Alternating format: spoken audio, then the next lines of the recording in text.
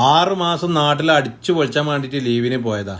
ലീവിന് പോയി നാട്ടിൽ ചെന്നപ്പോൾ ബസ് സ്റ്റോപ്പിൽ ഇരിക്കാൻ ഒരാളുണ്ടാവില്ല. നമ്മളെ കമ്പനിക്ക് ആൾക്കാരുണ്ടാവില്ല. ആൾക്കാരൊക്കെ ഓരോ പണിക്ക് പോവാണ്. പിന്നെ ഉള്ളത് ഇവിടുന്ന് വന്ന ഗൾഫിൽ നിന്ന് വന്ന 4-5 ആൾക്കാരുണ്ടാവും. ഓലെന്താ ചെയ്യുക? ഓല് ഉച്ച വരെ കടന്നുറങ്ങും. നമുക്കാണെങ്കിൽ രാവിലെ ഒരു 8 മണി 9 മണി കഴിഞ്ഞാൽ നമുക്ക് എണീക്കണം. അത് കഴിഞ്ഞ് ഇവിടെ ബസ് സ്റ്റോപ്പിൽ ഒന്ന് ഉത്തർക്കണം.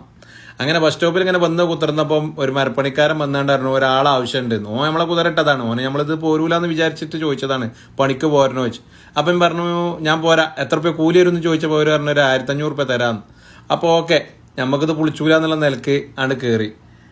അങ്ങനെ ചെന്നിട്ട് പോലും നമ്മളെ ഈ ജാതി എന്താ പറയാ പട്ടിനെ പോലെ പണിയെടുപ്പിച്ച് തരണില്ല. അങ്ങനെ പണിയെടുപ്പിച്ചു.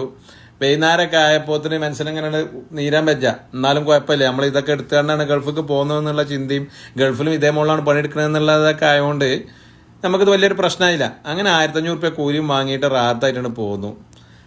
നാട്ടിൽ പോയിട്ട് ഇങ്ങനെ തുണി പോയി മാറ്റി നടക്കണ്ട. ഗൾഫുകാരോട്